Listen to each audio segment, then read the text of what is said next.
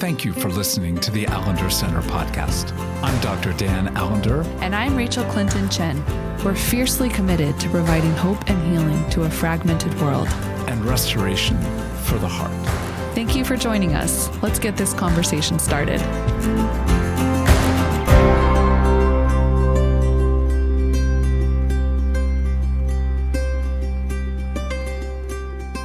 There are some topics that feel a little important to address, but are still a little bit distant.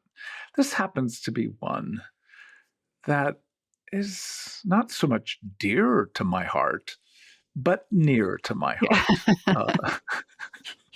We're going to talk about being triggered. And I just got an email that apparently you opened. We won't go into the details, but a departure of really a good, wonderful human being from the midst of our work. And it just, in the opening of that email and seeing the event of being able to celebrate and send this good man, like I just wanted to pound my little screen. I'm not particularly mature. No one's ever accused me of that. But, you know, being triggered when you open an email, I didn't expect to be triggered when I opened an email. And there it is. So, Rachael, I would like this hour or whatever to be addressing what we need to deal well with the unexpected moments when we have a flash flood, a rush. Yeah, that's a great way to put it. A cortisol. I remember when I was in Israel, we were walking down what's called a wadi, and it's just this like stream bed. And our host said, probably best not to be in there because even though it looks dry, there could be rain 10 miles away. And it can rush down so quickly that literally you will not hear it or be able to step out of the way. That sense of being flooded by something that looks like a dry riverbed, but could sweep you away in a moment.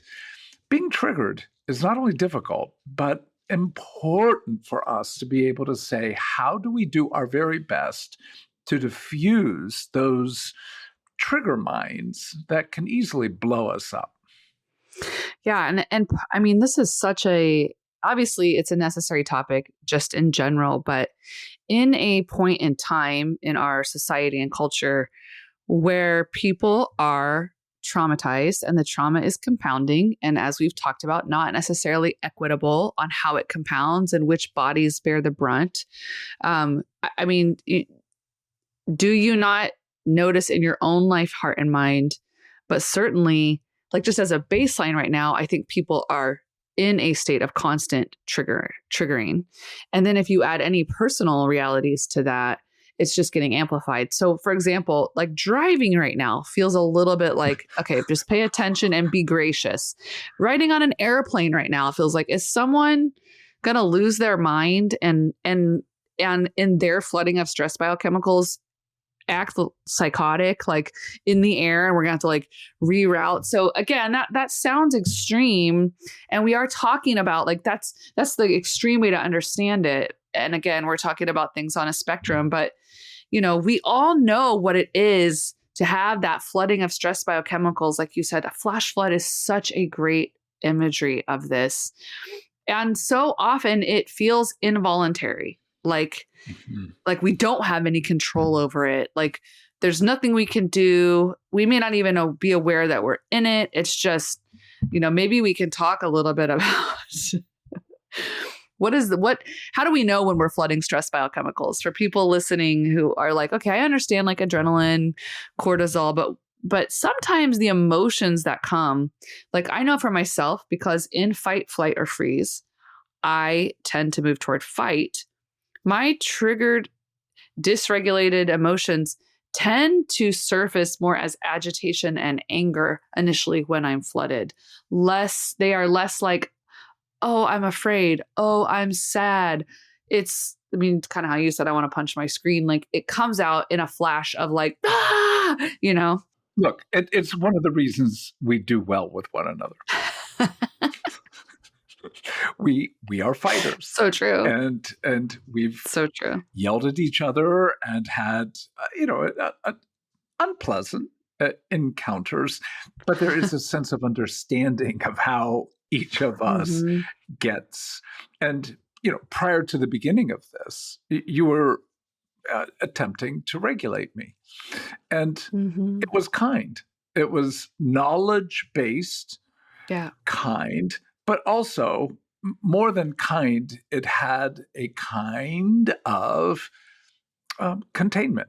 Like, you need to hold yourself. You need to be able to engage this because we have a task to do. And the issues that are bringing about this flood, we'll address in due season. So, I mean, even that was enough to get me into this process of talking about what happens when you get triggered. I mean, the whole podcast began as a result initially of Becky asking me to work on her computer because she was having such frustration in getting a certain tax issue resolved.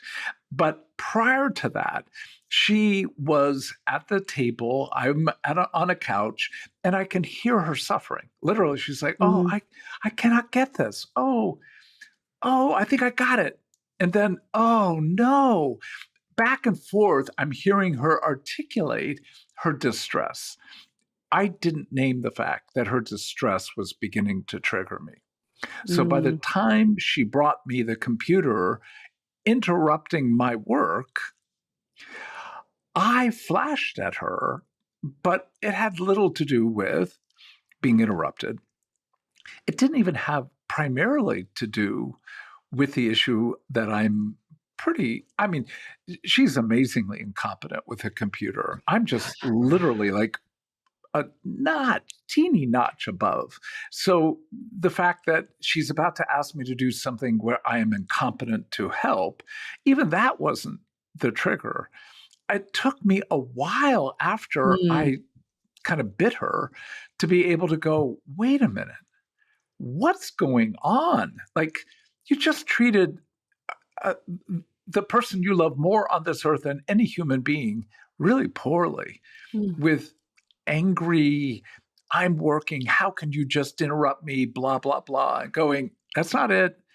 The issue of the computer is not it. What is going on?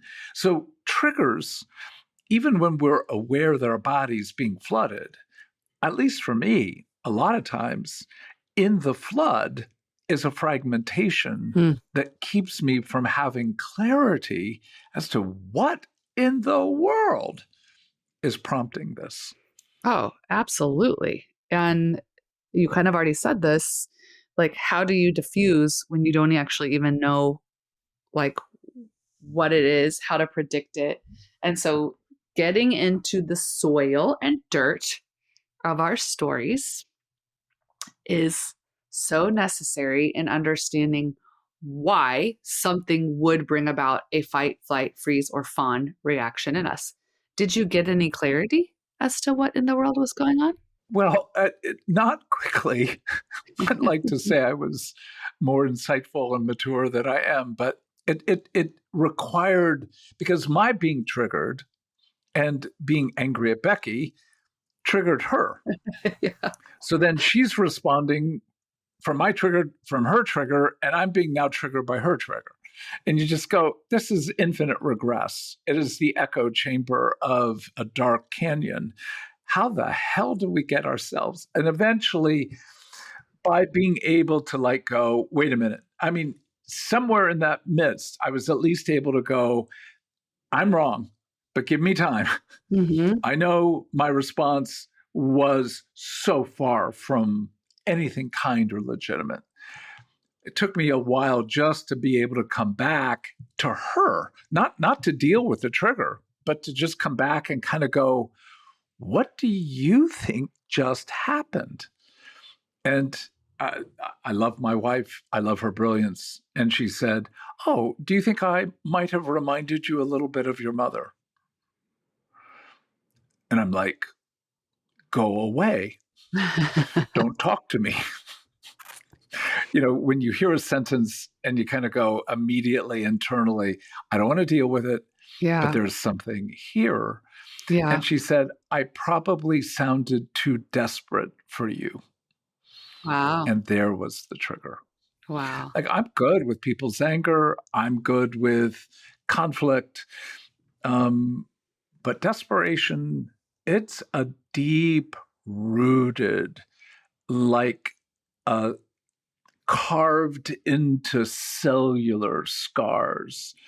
So that level of what I felt was her desperate plea for help. I didn't make any connection. There was no resonance with regard to what my body felt then versus what it felt with Becky. But when she named that, it was like, yes, I know that. I know that to be true. So I think it's so important to say, as you put it so well, you can't diffuse what you can't see, or what you can't sense, or what you can't predict. So important to know that a lot of the triggers you're not going to be able to preventively pull the plug on.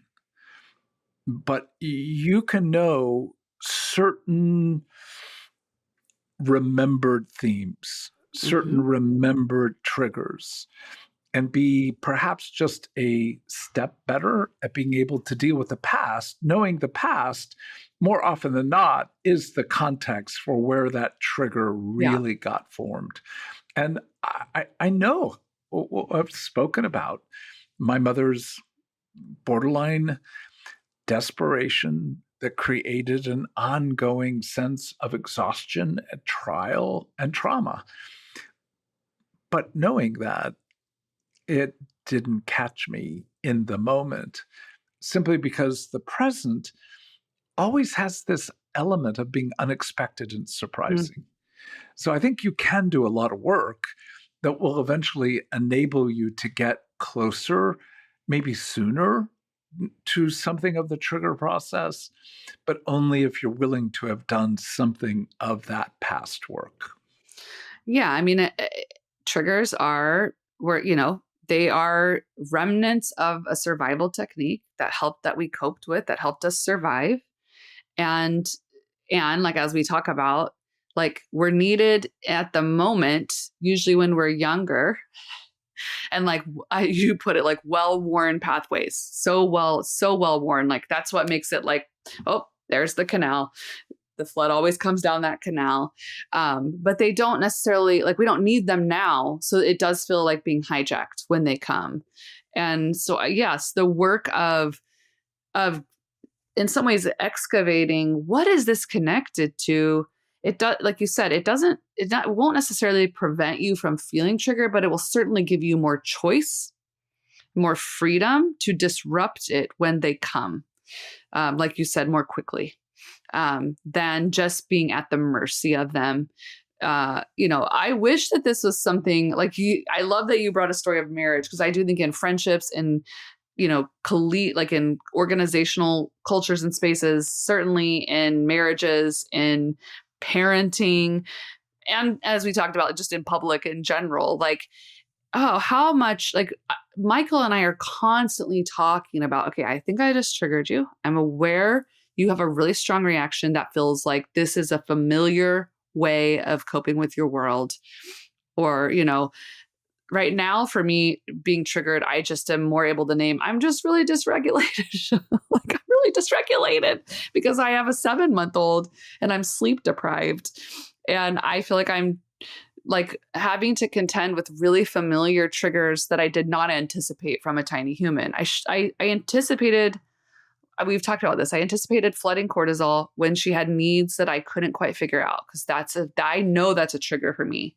And it is so connected to story. But I am finding another one, which feels very thematic.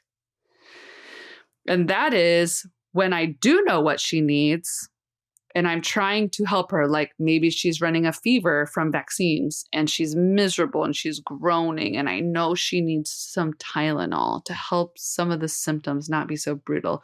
And she spits the Tylenol out because she doesn't like the texture, and it comes in her hair and all over her clothes. And so now not only is she moaning and groaning, but now I got to get the sticky stuff out of her hair. I've got to change her clothes, and she's going to be cold because she's running a fever. And that feeling of like, I'm trying to help you. I know what you need, but not only are you not receiving it, but you are rejecting it and making the problem worse. I am realizing my 7-month-old is having to bear, like, not really because I'm working on it, but like I get so triggered in that moment, and I have to do like the most deep breathing and like, like this is not about her. This is about the places you have been called to be a prophet and a priest and a queen, and to see well and to offer care and to try to preempt disaster. And people don't take the help.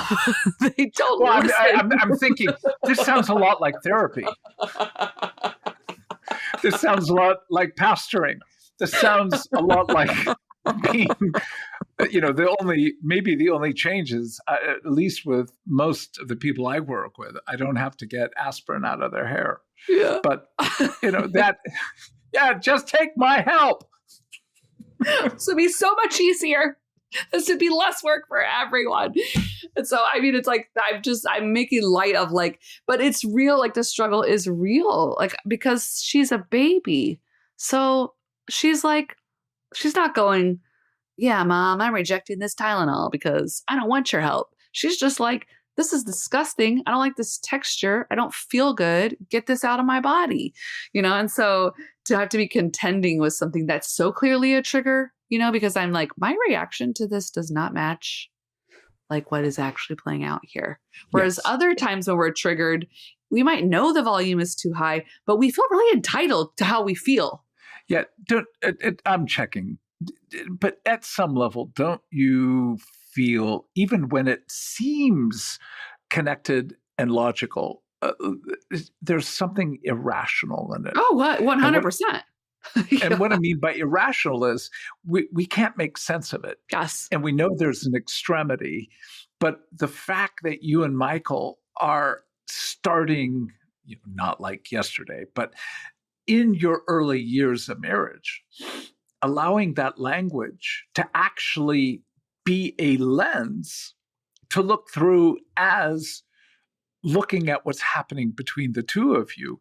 It took us, and it's still taking us, decades to actually have that window. And it is so freaking helpful. It wasn't in the moment of the computer issue, but soon thereafter, and I mean 15 minutes, we were largely restored.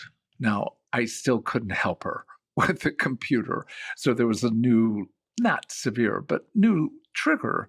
But we were already in the process of regulating, which is another word for diffusing. Yeah. When you can come and surround the trigger with a sense of, we're not going to let this exacerbate, intensify, and in one sense, ruin what's going on between us, then you've got space to begin the process of asking, what's provoking this? And I need simple categories. I have a simple mind. And for me, there are 3 keywords. What's going on with regard to anger, fear, and dread. Mm-hmm. Now, you could add 100 more. What's going on with shame? What's going on with exposure? But if I address those 3, like, I'm afraid, I mean, the trigger itself may not be clearly I'm afraid, but if I've got the ability to step in and go, what am I afraid of? What am I angry about?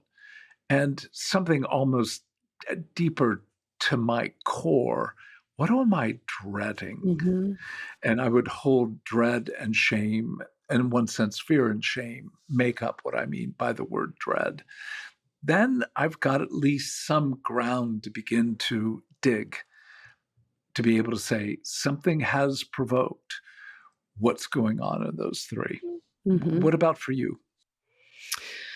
Oh, I was just thinking.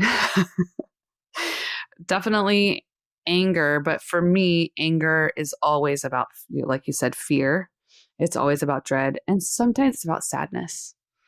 Like, what am I actually really sad about, or like I don't want to be sad about? I don't want to. I don't want to experience loss here.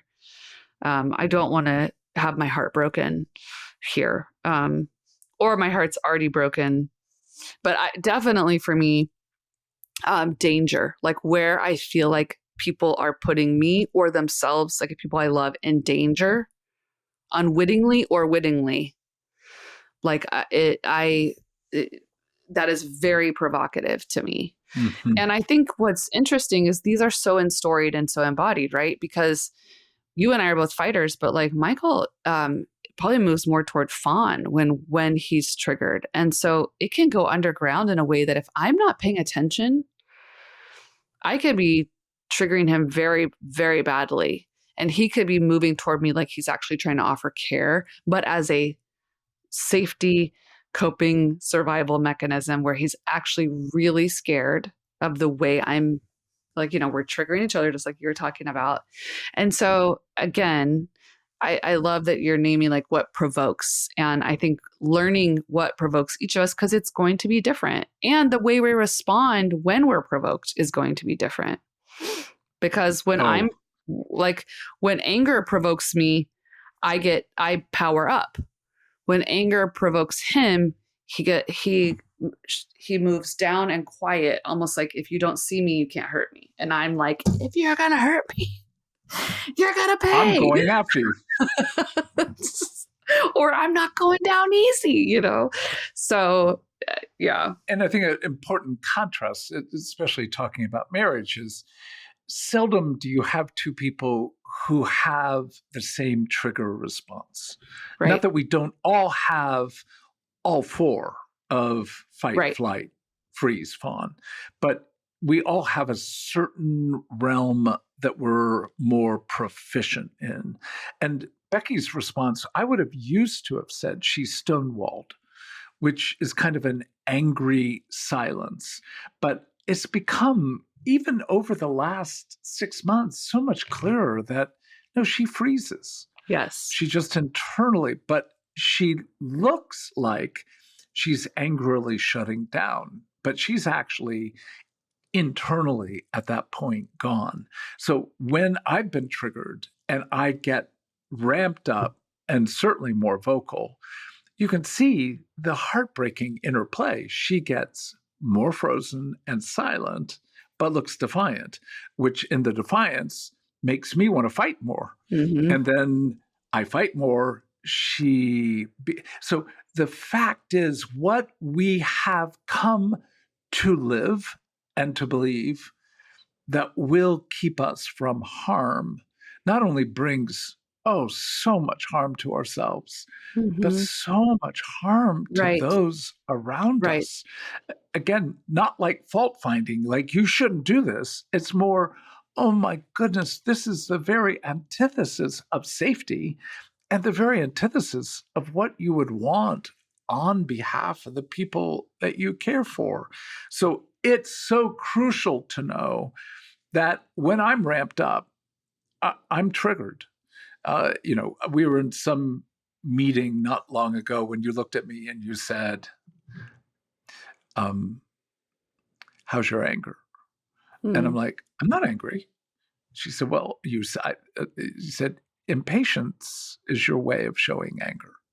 And it's like, oh, shut up. Yes. So we get to know one another's core structures, and then it's not a judgment, it's an invitation. And I think the way you invited me, the way I know Becky has invited me, lets me have so much more clarity about how my trigger response is impacting others. Yeah.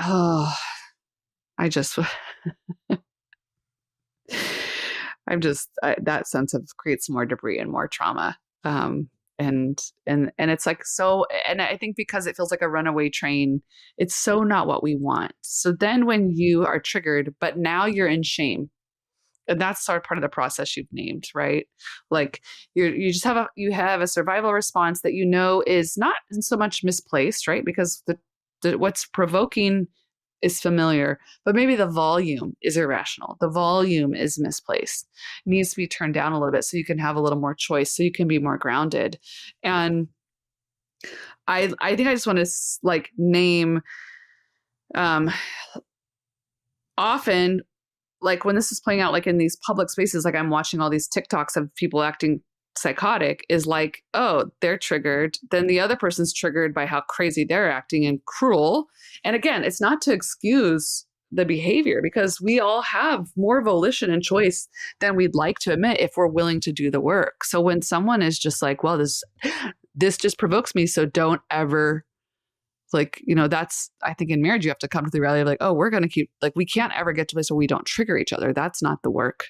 The work is how do we diffuse when they come, and so when things just get amplified.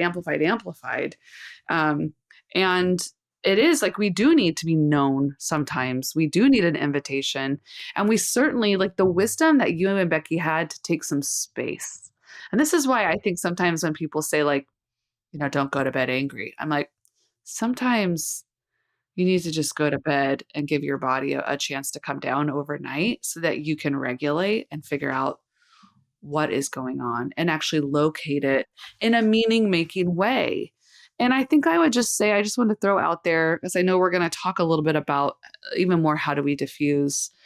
But I also want to name some of us, when we are in seasons where it feels like we are triggered all the time, like there's not, like we're regular, like coming from a grounded space doesn't actually feel like the norm. It feels maybe like we're constantly dysregulated. It's okay to also acknowledge sometimes our bodies, like if you've had chronic trauma, like complex trauma, adrenal fatigue, cortisol flooding is very familiar.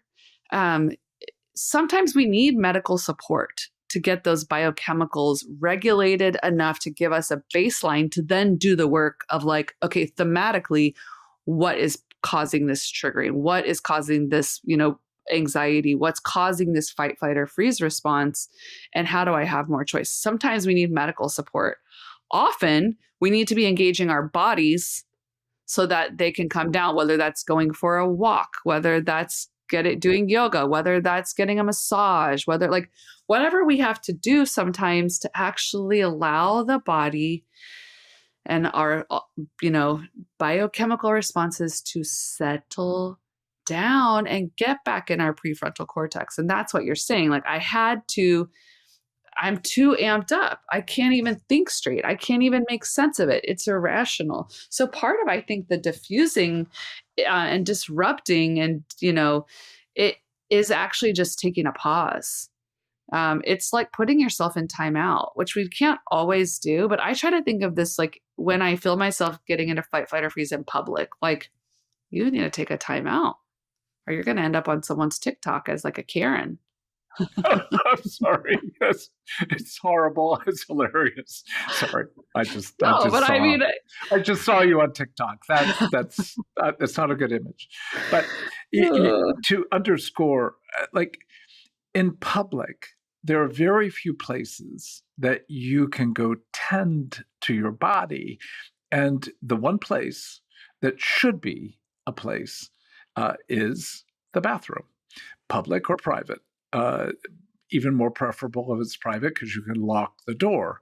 You may not need to be there for its primary purpose, but it's still a place to be able to go, sit, and be able to start doing a little bit of this work of, I'm ramped up, something's going on. And at least for me, I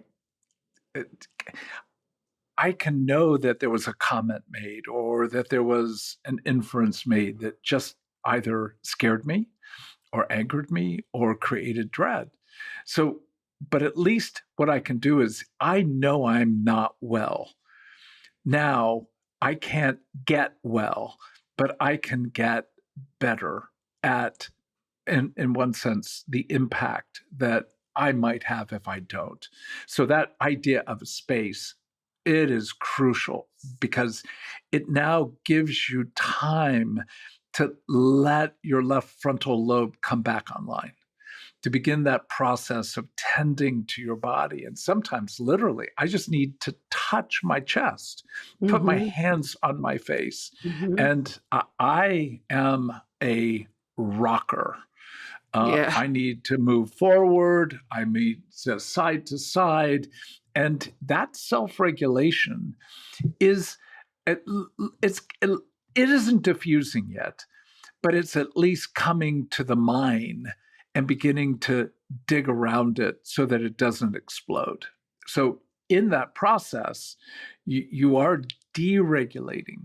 You are coming back to a more regulated presence. What then would you suggest? I am all ears for what you have found helpful. I'm like, come back, talk to me in like 4 months, because I feel like I'm in such a dysregulated season that I'm like constantly like apologizing and having to like come back and, you know, be like, I am getting help. I'm working on this. I mean, like, here's a funny story, because I don't know if this will be helpful, but my 11-year-old, did I tell this already about the baby blues? No, you haven't. Okay. No. My 11-year-old is a very empathic little one. And, you know, he responds well to good attunement, as he should, because I think he takes on a lot of the energy of the space and is trying to make sense of it. And that's part of his survival mechanisms. So when I came home from the hospital with baby Evie, and I was in my, you know, postpartum baby blue moment, which for me, as someone who struggles with anxiety, was the hot mess express.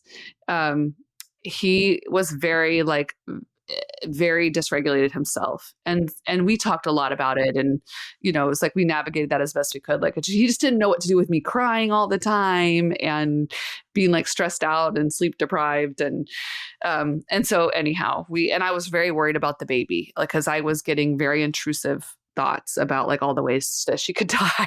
And I was like, you know, trying to prevent it. You know, cut to like 4 months later, she's freaking out in a car seat on a road trip and that doing that like purple crying where she's not breathing. I'm getting triggered because I feel, and just even biochemically, that my body's telling me she is not okay and you need to save her. And so I'm getting amped up and I'm like, Michael, we got to pull over, you know? So Michael gets out with the baby to help her calm down. And my son turns around to me and says, do you have the baby blues again? And I'm like, no, this is not the baby blues. Let's talk about it. But he says, one of the things I'm realizing is that when the people I need help from need help, like when the people I need help from need help, I feel really distressed. Oh, brilliant. It was so brilliant. And to be able to kind of, that in and of itself was diffusing of my, you know, part of me wants to be like, I need you to be okay, because like, I'm not okay. The baby's not okay. I need you to be okay. But the way in which he's naming why so many of us have come to these places of like survival and coping mechanisms, and that he could put language to like, when you're distressed and I turn to you for help, but you can't help me because you're distressed, I feel really distressed. And it's like, yes, that is very true. And so I think in some ways, what can be disruptive, if we can find it, is any sense of mercy and grace. That ultimately what's happening in us is a really young part of us that needs help, doesn't believe help is available to us, and is really distressed and trying to survive. And so we talked about how, you know, it is hard sometimes when the adults in your life that you need help from are distressed, but it's not your job to manage their emotions. And that, you know, I have help. I do have places I can go for help, and that's my responsibility.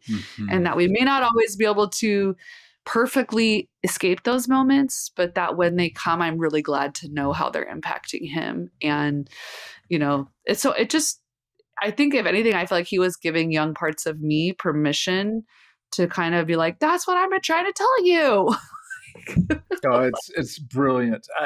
This is again another podcast, but how our children end up in some very lovely ways parenting us. Yeah. And it is a gift to receive the wisdom of young ones. And what you're also saying is receiving the gift of the wisdom of your own young ones within your own body. And that ability to take space for your body, first and foremost. But within that, part of our diffusing is finding language. But some of that language initially is, I will tend to you. I will tend to my body.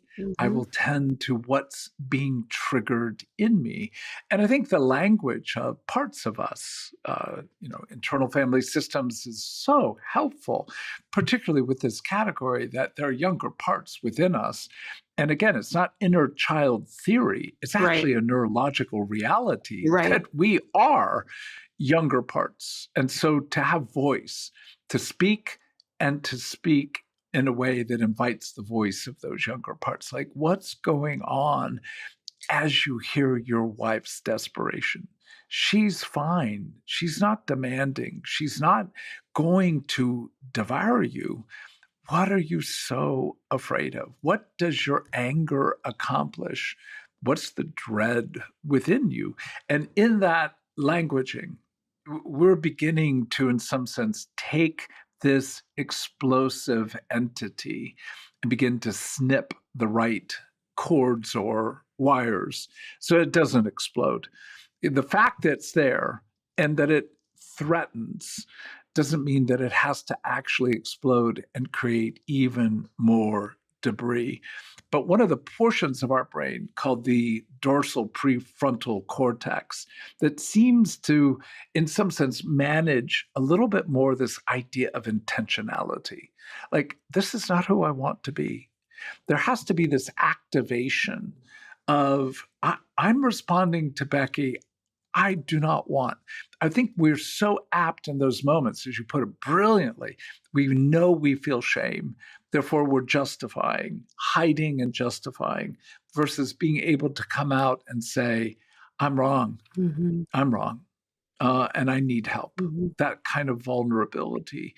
And this is not who I want to be, to you, to anyone. And in that, you've now got more than space. You've got language that can begin to move you toward practices that over seasons begin to diminish the power of certain kinds of unexpected, but also thematically relevant moments that you know are likely going to bring about a response. So even the beginning of this podcast, that for some people might be 3 years ago already, but right now, I'm been pondering this departure, even as we've been talking, and there's such desire to bless those who make those decisions to follow their calling into other places, while simultaneously holding the grief that this departure is heartbreaking, and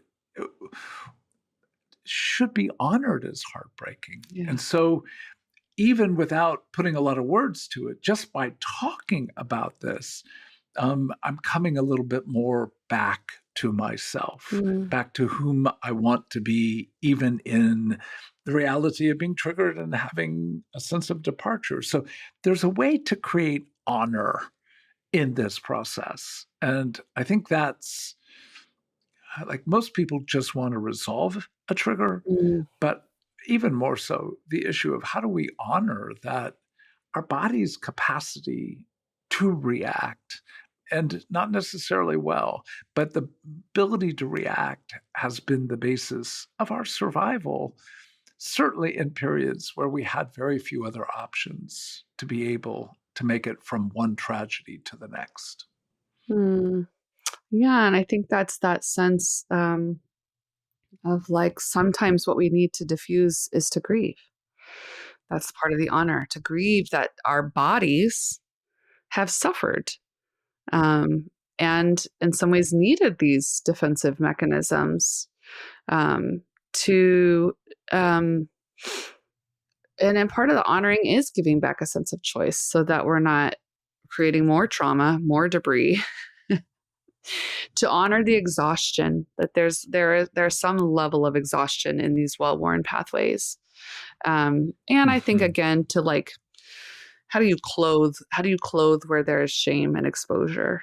How do you honorably tend to parts of us that actually, if we're honest, we're not very fond of, even if we defend them, even if we kind of double down in them in moments when we feel exposed, they are not parts of us that we tend to love, and want to lead with when we're talking about who we are and who God made us to be. And I have seen incredible freedom and redemption in my life, and repentance. I mean, a lot of what you're talking about is repentance, like just a sense of we are not bound to these survival techniques, even if they're familiar and even if we can't prevent them from arriving. It is a way our body is letting us know we feel danger, we feel threat. And that's part of the honor. And it's really hard to honor if you don't know the stories, if you don't know the context, if you don't know what is that part of your body threatened by, afraid of, exhausted by, dreading. And so it does take story work. And I think also I have found tremendous healing through EMDR in some of these places, but again, in a mixture of story work and body work, because they're so located in a memory, in a moment in time. Yeah. And soon after, there was some significant restoration. I'm calmer. I have owned. Becky has been so kind. We're working on the computer. Didn't get resolved. But we both decided at that point, like, I don't think we're our taxes will likely get done. We don't have to do it this instant. But at the point where, like, we're good. I think we're good. Things are like, let's move on. And I remember she put her hand on my shoulder, and I'm like, ooh, that's nice. I like that. But I think there's something coming. So I'm not being triggered, but I'm like, I think I'm about to hear something. And she says, I'd really like for you to bring those young parts that felt the desperation of your mom. I know you've done this before, but I'd kind of like you to go for a walk and ask Jesus just to talk to those parts, and for you to talk from those parts to him. And I'm like, oh, aren't we okay? We're all in, from my standpoint, a glorious process of reformation. And that very tender, like, really, I thought we were okay. I think I'm okay. She's like, no, I think you're fine. But don't you want to let the one you love even more than me to speak to those parts? And I think that's where a lot of us either avoid prayer, avoid that engagement with those younger parts, or think that only story work is necessary. But to be able to go, wait a minute, it's both and, not either or. Without doing the story work, I wouldn't have known what to even bring. But in bringing those parts, it was a very, very tender walk. Again, wouldn't it be wonderful to say, I'm healed? It would be wonderful, yes. Yeah, I'd like to meet me at that point. But healing is a whole nother matter. So there is something about not just defusing, but I think of this in terms of the work that has been done by so many excellent organizations, where they go into places of war, where there literally have been the scattering of minds that are blowing children up and destroying lives. And they go in with the slow, hard work of finding the mine, diffusing it, but then creating in that space where the mines were something beautiful, something that bears, like, we're not just going to clear the mines. We actually believe that redemption holds the possibility of growing something beautiful in a place that death was imminent and destruction its glory. And to be able to go, hell no, we need to diffuse triggers. But triggers need to become the place where there is this invitation in our vulnerability to the goodness of God in the land of the living. And that's what we're hoping y'all will hear, not only possible, but so lovely for each and every one of us.